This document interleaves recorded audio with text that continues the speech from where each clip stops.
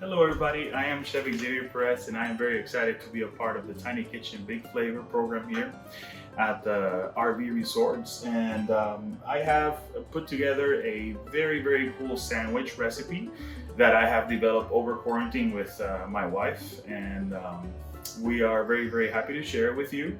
It's very simple, so we will go step by step and make sure that you can follow along and get all the steps and all the tips and tricks to get it done in your tiny kitchen. So follow along. All right, so with the start of every recipe, what you want to do is go over the ingredients, go over your equipment, and make sure you have everything to complete the recipe. So in this case, we have all of the ingredients here. So we're making one portion. So it's one egg, we have a little bit of ketchup, we have a bagel of your choice. In this case is a cinnamon raisin bagel. And then we have some hot Italian pork sausage, and we have some mozzarella cheese. If you like, we can do any other cheese. You can do any type of sausage or any type of bagel. And in reality, you can do whatever you want with this sandwich. So the first thing that we want to do is get our pan to a medium-high heat. All right, so medium-high heat. We're gonna just use a little bit of pan spray. All right, 0 calories. And we're just gonna cover the bottom of the pan with pan spray. And then the next thing that you're gonna do is that you're gonna pick up your sausage very gently, so it stays as a patty. And you're gonna put that in the pan. You're gonna hear the sizzle. It starts little by little, okay? And then the other thing that we wanna do now is grab our pieces of bagel, and they go inside the toaster. You're not gonna cook it yet, but you wanna set it there so that when you're ready to cook it, you're ready to go, okay? All right, so at this point, we've been cooking the sausage patty for about 2 minutes. So we are going to gently flip it, okay? So I recommend you tilt your saute pan up as you flip it so that you protect yourself from any splashes of the fat that is in the pan. So at this point, we're gonna take a quick close-up of what the sausage looks like. All right, so 2 minutes to give you nice caramelization on the sausage, and now we are going to put it back on the fire. So at this point, we are going to grab the egg, and we're gonna go on the same pan as you have your sausage, okay? And the idea here is to not use a lot of space or a lot of frying pans to cook your food. So this will allow you to cook everything on the same pan, okay? So at this point, just a little touch of salt and black pepper on your egg, okay? And we're just gonna let it cook it to your desired temperature.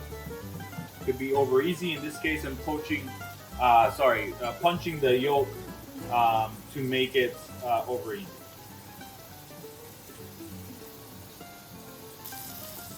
So we're gonna flip the egg real quick. And now that we have flipped it, we are going to put the egg directly on top of the sausage.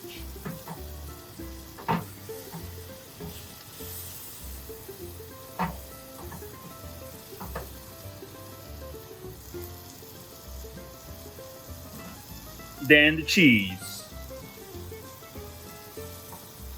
So we want to grab a little bit of water to help the steam melt your cheese. And now we toast the cinnamon raisin bagel. We're gonna grab a plate for our landing. We have the ketchup. And now we're just waiting for the cheese to melt and bagels to toast.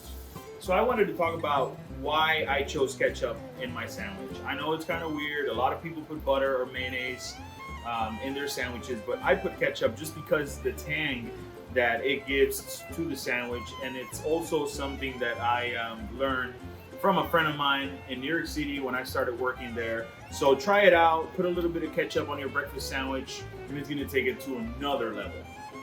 So right now we're gonna build the sandwich, okay? We have everything cooked, we have the bagel toasted, we have the ketchup. So we're gonna grab a little dab of ketchup. We're gonna go in the bottom of the bagel like that on both sides, okay?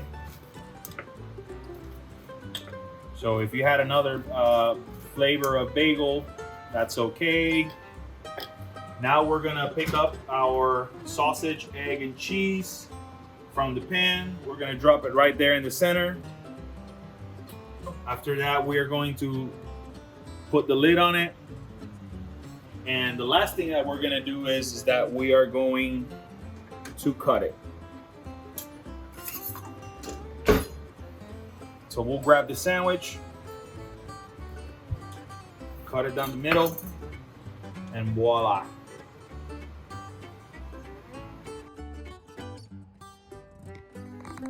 So this right here is the best quarantine sandwich you'll ever have. All right, so make sure you make it, make sure you enjoy it, and share it with those of you that you love, because they're gonna love you back. So enjoy your sandwich, and you stay tuned for more recipes later on.